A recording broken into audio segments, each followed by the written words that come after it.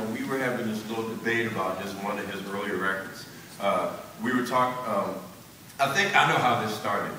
He was in Seattle doing these shows, and the people on Seattle radio were being very jive and dishonest, because Branford was doing these shows that had a lot of high energy, but really high energy, and he really progressed. But what the people on the radio would do, since some of that music isn't really radio friendly, they'd say, Branford Marsalis is going to be in Seattle. Here's his performance with Laura, with his father, Ellis Marsalis, and it's like him playing some standard, something that was nice and non-offending. Or they'd say, here's Branford doing just one of those things by Cole Porter. You know, now here we are in 1998, they're playing a record from 1987. And so then, you know, Branford's like, yeah, they're not being honest with the people. And then I said, yeah, that record sucked. It was awful. That record, no, it was just terrible. One of the, you know. And then Branford said, yeah, Rock Art Blues was pretty bad too. Yeah, that was kind of sad. But I think Renaissance was still worse. You know? So, I mean, we've had very kind of candid conversations about music that we feel goes well and music that we think downright sucks. So, you know, we're pretty honest about that kind of thing.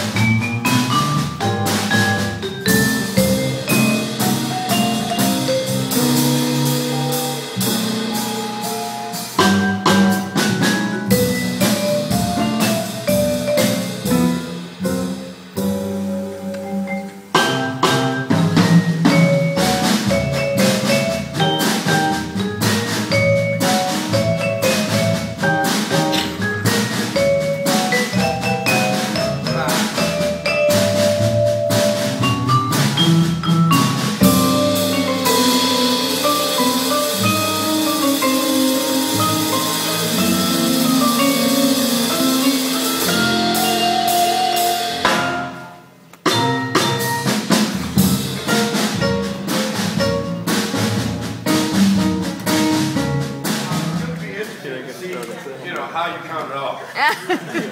5.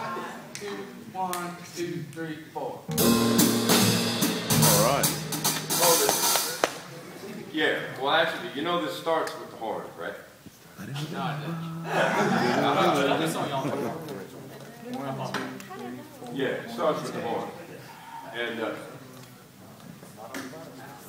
Well, no, the trumpet player called Blue Train. Yeah, I did it. Like y'all are the same age, right? But it's y'all big song, and I'll probably just figure it out. Well, I don't want to believe Blue Train. Yeah, no, this is all interesting.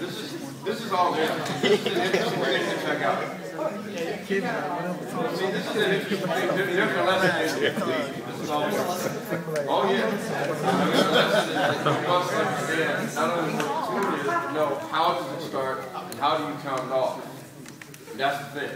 You know, and to actually snap your fingers on 2 and 4 and not 1 and 3 when you're counting tunes off.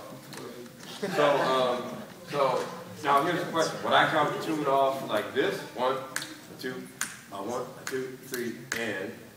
Or do I count it off like this? 1, 2, 3, 4, That's it? Okay, and why is that? Bingo! Exactly.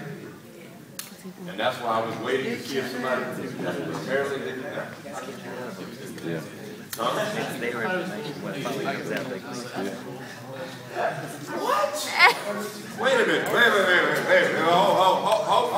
Hold. Stop everything. So you thought that me counting off a song was of my own invention?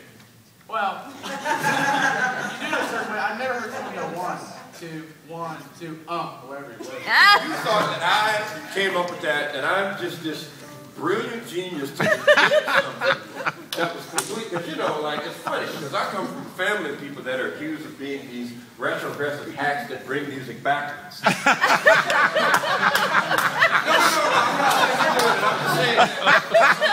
just saying, we get that rap sometimes. We're these bastions of traditionalists that are only interested in music before 1969, you know, it's really a lot of garbage. But anyway, I just thought that was interesting that you thought that I came up with something completely new. In reality, the count-off is as old as out of caveman times. I mean, the thing is that there's different ways of counting tunes off. I mean, there's the Jamie Aebersold record, which was probably started in the 70s, and there's many people that have counted tunes off before then. So now, you know, you have to count off tunes depending if the horns have to pick up or if the horns have to start right on it, or, you know, see. But that's why, see, lately, I've actually been just asking students to count things off. Because I've noticed that, not just you, but, I mean, because I do some teaching, I've noticed sometimes it doesn't go well. You know, they're not really sure how to do it or how to start it off or how. So that, I just wanted to see what would happen. What? Right, so let's try that again and see if we can get this right. Yes. Yeah, concert. So, go ahead. You count off. 1, 2, 1.